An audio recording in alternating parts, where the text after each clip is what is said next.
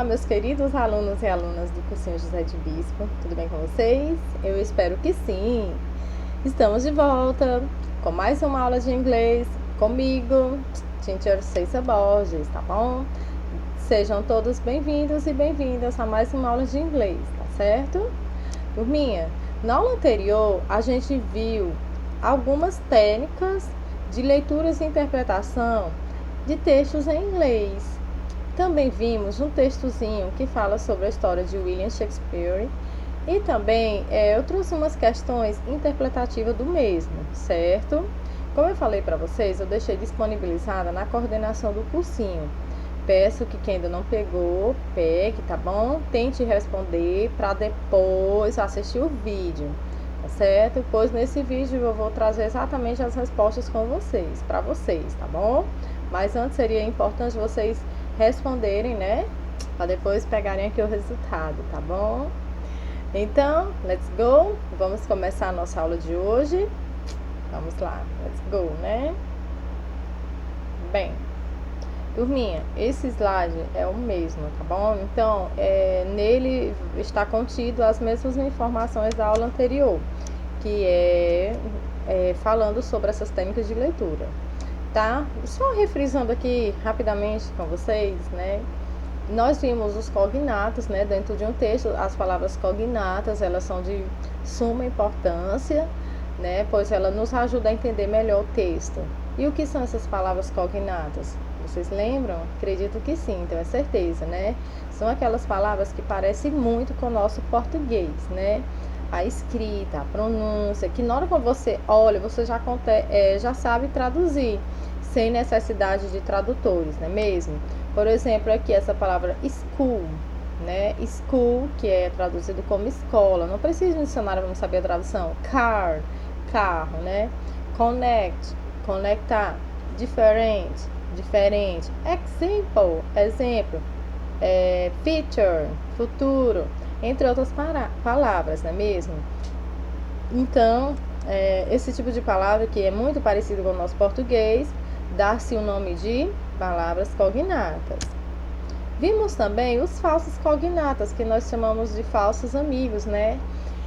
O que são esses falsos cognatos? São aquelas palavras que, embora a escrita pareça com o nosso português, né? A significação dessa palavra é totalmente diferente. Apenas temos a palavra parecida. Aí onde a gente tem que ter muito cuidado, né? Eu sempre peço a meus alunos para obter o máximo possível de conhecimento dos falsos amiguinhos, né? Porque pega muito aluno em provas, né? Tanto de vestibulares como de concurso, né? Atrapalha muito, às vezes, numa interpretação textual. Então, por exemplo, quando eu vejo esse nome college, eu já imagino que é colégio, mas não é. É um falso amigo, é uma faculdade. Quando eu vejo essa palavra novel, eu juro que por mim mesma, né? Que é novela, mas é romance. Quando eu vejo essa palavra parents, nossa, a gente jura que é o quê? Pais ou parentes, mas é pais, totalmente diferente, né? Push, aliás, push também, push não é puxar, é empurrar, puxar também, né? Puxar. Sensible, sensato e não sensível. E assim por diante, né, gente? Então é importante a gente já ter aí uma gama de vocabulários, né? Ter muita atenção com os falsos cognatos, é uma dica. Vamos ver aqui. A gente viu também outra técnica de leitura, que são as palavras repetidas, né? Que dentro do texto, quando você vê essas palavras repetidas, como por exemplo, substantivos, verbos, adjetivos, mesmo com formas diferentes, né? São palavras-chave bem relevantes para a compreensão textual, tá? Então, ela nos ajuda bastante, essas palavras repetidas. Elas têm como é que eu posso dizer? Uma significância que vai lhe ajudar bastante, né? Ela vai ser um norte na hora de interpretar um texto. Passamos aqui agora a falar das marcas, relembrar, né? Das marcas tipográficas, que também no texto a gente encontra muito as marcas tipográficas e é super útil a nossa leitura, bem como interpretação, né? E quando a gente passa a conhecê-la, as marcas tipográficas nos ajudam na compreensão textual. Por exemplo, o que são marcas tipográficas? Eu trouxe aqui alguns exemplos para vocês, né? No aspecto visual, como as ilustrações, os gráficos, tabelas, símbolos, o tipo de letra usada, né? Pois às vezes dentro de um texto eles colocam lá em letras maiúsculas ou letras itálicas, em negrito, ali é para chamar a atenção do leitor. Então devemos focar nessas marcas tipográficas, né? Nesse tipo de situações. As aspas, as pontuações, as numerações, né? Tudo isso ela vai dar uma dica, né, importante do que se trata aquele texto, tá certo? Outra técnica de leitura é o prediction. O que é o prediction? É aquela atividade pelo qual o aluno ele é levado a prever dedução de um conteúdo através de um título, outros elementos tipográficos, né? É tipo assim, é quando você lê lá um texto, aí você já perdoe, gente, o título, lê o título do texto e aí a gente já começa a ter um certo conhecimento prévio do que se trata aquele texto. Isso é o que a gente chama de prediction, tá bom? É quando a gente tenta adivinhar o sentido daquele texto, através do título. Aí também a gente viu a técnica do scan, né? Que essa técnica é aquela quando a gente faz uma leitura rápida, né? Apenas para capturar o assunto, o conteúdo geral dentro de um texto, né? Sem precisar a gente ter que ler todo o nosso texto, né? A gente faz aquela leitura linear, de cima a baixo. E o scan também é parecido com o skim, né? A gente vai, nesse caso aqui do scan, buscar localizar as informações em que está interessado, né? Através do esquema, o leitor ele é objetivo e seletivo, e nem sempre precisa ler todo o texto. Eu conheço alunos que me dizem que não perde tempo lendo o texto todo, ele realmente busca ser mais objetivo dentro daquele texto. Ele disse para mim, eles me relatam, né, que não lê o texto todo para saber interpretar, eles usam essas técnicas de leitura para ganhar tempo, né? Afinal de contas, nós temos um tempo específico dentro de uma prova de vestibular, dentro de uma prova de um concurso, ou até mesmo dentro daquela prova tradicional de sala de aula, não é mesmo? Então, tem gente que prefere usar essas técnicas de leitura para ganhar tempo, né? E esse esquema é isso aí, é quando você faz aquela leitura mais sucinta, mais seletiva, tá certo? Aqui também eu dou outra dica, gente, através do esquema, né? É importante você ler a primeira questão, né? E depois ir atrás da resposta do texto, né? Antes de ler o texto, seria realmente interessante vocês lerem as perguntas, as questões, para depois você já direcionar o texto, ganhando assim tempo, né? E aí, turminha, pronto, foram essas as técnicas de leituras, né? Vistas na aula passada. Eu trouxe aqui aquele texto que fala da história de William Shakespeare, né? The Life and Times of Mr. William Shakespeare, né? A gente fez a leitura na semana passada. Esse é um texto um pouco grande, né? 3 páginas, ou melhor, 3 slides. E muitos alunos, eles sempre me pedem tradução, né? Sempre que eu trabalho em textos em sala de aula, eu costumo trazer a tradução, né? Porque tem alunos que gostam muito mesmo de traduzir. Então, gente, a temática, né, do nosso texto aqui em vigor The Life and Times of Mr. William Shakespeare, né? A gente já vai começar falando sobre o título do nosso texto, que ele fala sobre o quê? A vida e os tempos do senhor William Shakespeare, né? Vamos agora traduzir o texto, né? Ler um pouquinho do texto traduzido para entendermos e, consequentemente, resolver nossas questões, né? William Shakespeare, ele nasceu em John Shakespeare e a mãe Mary Arden em algum momento no final de abril de 1564 em Stratford-upon-Avon, na Inglaterra. Não há registro de seu nascimento. mas seu batismo foi registrado pela igreja. Portanto, supõe-se que seu aniversário seja 23 de abril, uma suposição, né? Opa, sorry. Seu pai era um vereador proeminente e próspero na cidade de Stratford-upon-Avon e mais tarde recebeu um brasão de armas do College of Heralds. Tudo o que se sabe da juventude de Shakespeare é que ele presumivelmente frequentou a Stratford Grammar School e não seguiu para Oxford ou Cambridge. O próximo registro que temos dele é seu casamento com a Anne Hathaway em 1582. No ano seguinte, ela deu à luz a uma filha, para ele Susana, seguida pelos gêmeos Judith e Hamlet, 2 anos depois. Então, William Shakespeare aqui, no total, ele teve 3 filhos, né? Um casal de gêmeos, a Judith e a Hamlet, e também a uma filha, uma mocinha, a Susana, né? Pronto. E a gente pressupõe que o seu aniversário seja em 23 de abril. Nada de concreto.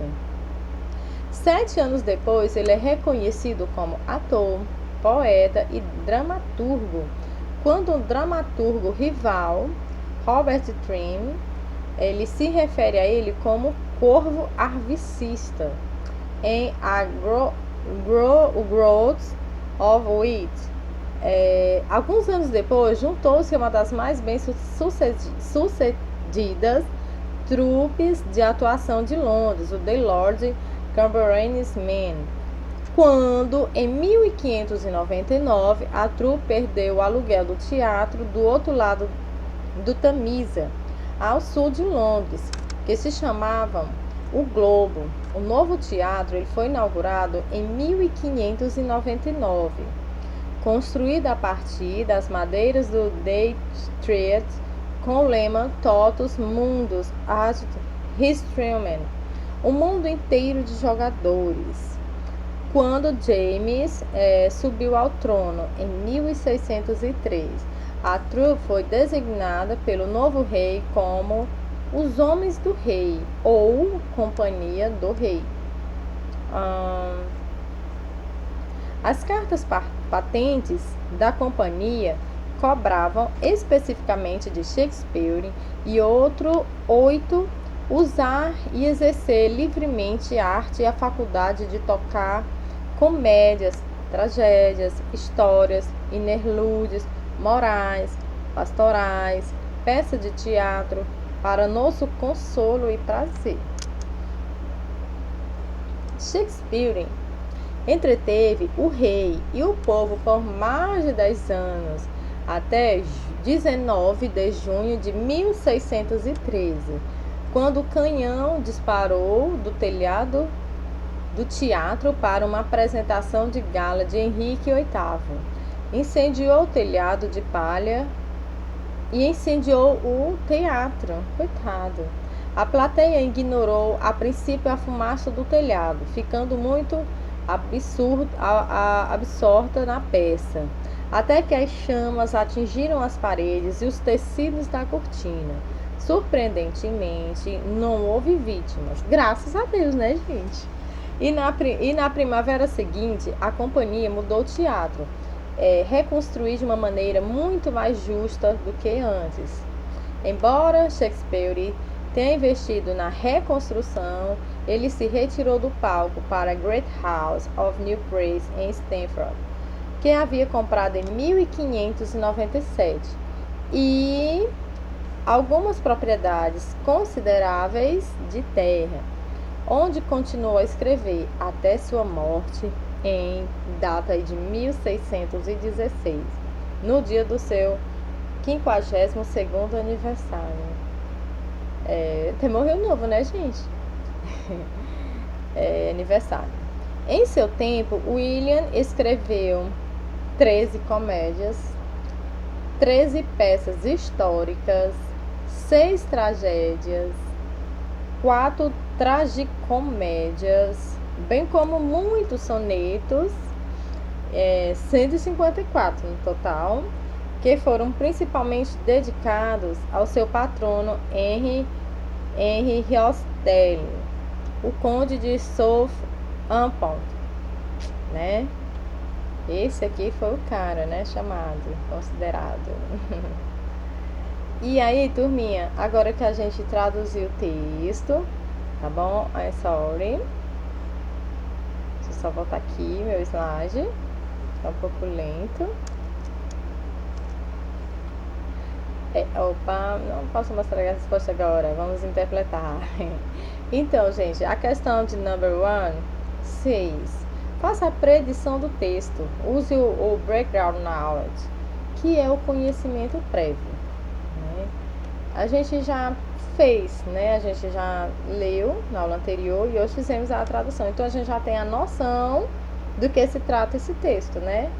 Do que é, gente, que esse texto nos retrata, nos fala sobre a história, né, da vida dessa grande pessoa, né, que foi o William Shakespeare. Qual a ideia geral do texto? Use o esquema. E aí, o que será? Qual será a ideia geral desse texto? Nós vamos usar aqui o esquema. A biografia de William Shakespeare. Nós não precisamos ler o texto todo. Lá no comecinho a gente já tem uma noção, né? A partir de quê? Do título. Qual é o título do texto? Deixa eu só voltar aqui. The Life, a vida, né? Já no comecinho do nosso texto a gente já tem, me perdoe, gente, tinha um restante. A vida e os tempos, né? Deixa eu voltar aqui. A vida e o tempo, né, do senhor William Shakespeare. Ou seja, só através do título eu já tenho uma noção do que no meu texto vai falar. Sobre o quê? Sobre a biografia, a história. Falar um pouco, né, falar daqui do William Shakespeare. Então, é para isso que a gente usamos a técnica de leitura, né? Vamos avançar aqui para question 2. A gente já falou. Então, question 3. Como usar o contexto semântico em uma interpretação de texto? Opa, apareceu aqui para nós a resposta. Ao encontrar uma palavra desconhecida, tentar adivinhar ela segundo o contexto das frases que vêm antes ou depois dela, né? É o conhecimento prévio, né? O conhecimento prévio. É como eu sempre falo, procurar analisar, fazer a junção das palavras conhecidas. Fazer a junção para você ter uma noção. Ler primeiro as perguntas, depois partir para o texto, aquela leitura scan, né? De cima a baixo. Dá uma ênfase aí no título do texto. Buscar as marcas tipográficas, né? Que a gente já viu.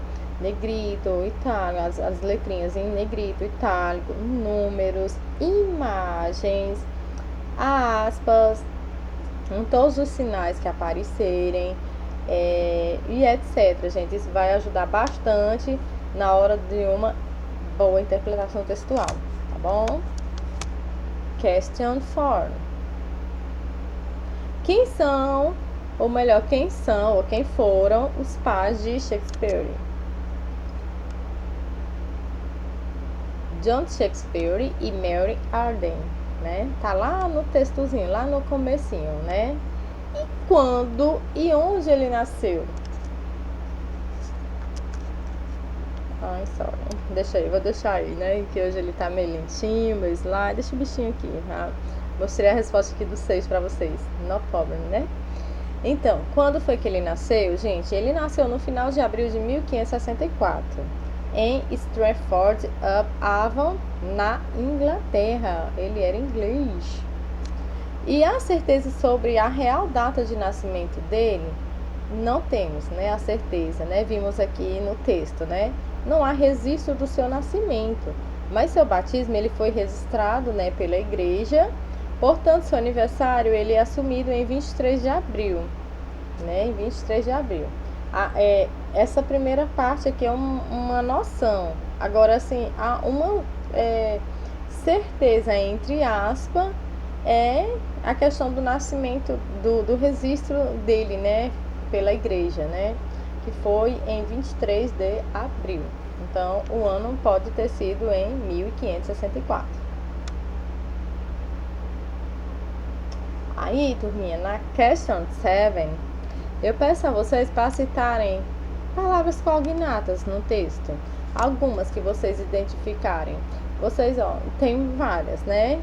Eu tenho aqui assumed, prosperous, actor, poet, rival, company, exercise, comets, projects, histories, recreation, gala, performance, ignorant, considerable, sonnets.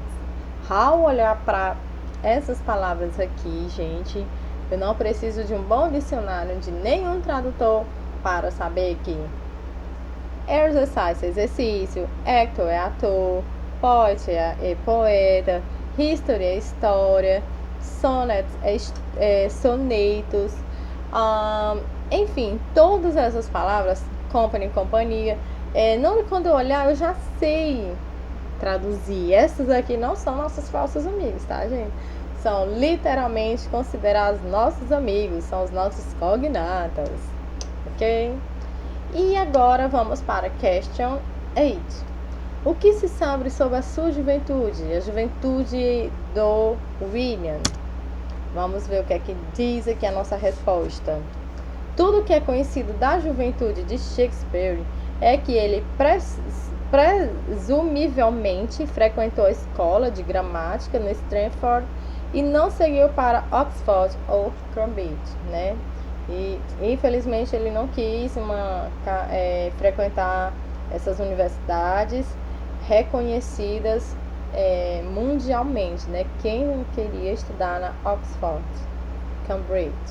Eu, particularmente, seria um sonho.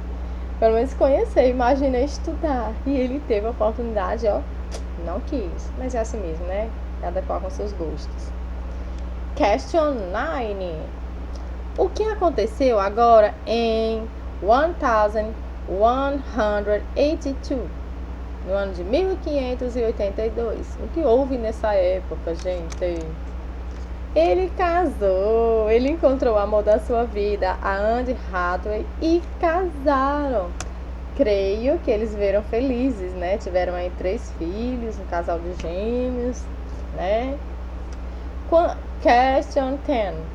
Quando Shakespeare foi reconhecido como escritor, poeta e ator, gente? Letra A, 1582? Letra B, 1585? Ou 1591? E agora, qual será o ano que esse rapaz foi reconhecido como escritor, poeta e ator? Algum chute, algum palpite? Lembram? Quem respondeu do outro lado da telinha que foi o ano de 1191. Acertou, está correto. Esse foi o ano que ele foi considerado tudo isso. Esse aqui, minha gente, olha só a bagagem desse rapaz: escritor, poeta e ator, né? Question 11. O que é The Lord Chamberlain's Man? A gente viu na tradução do texto essa palavrinha. Letra A. Uma troupe ou companhia de teatro? Será uma companhia de teatro? Ou um lord irlandês? Letra C. Alguém importante para Shakespeare? E aí, turminha, o que é que vocês acham? A, B or C? Bora de resposta?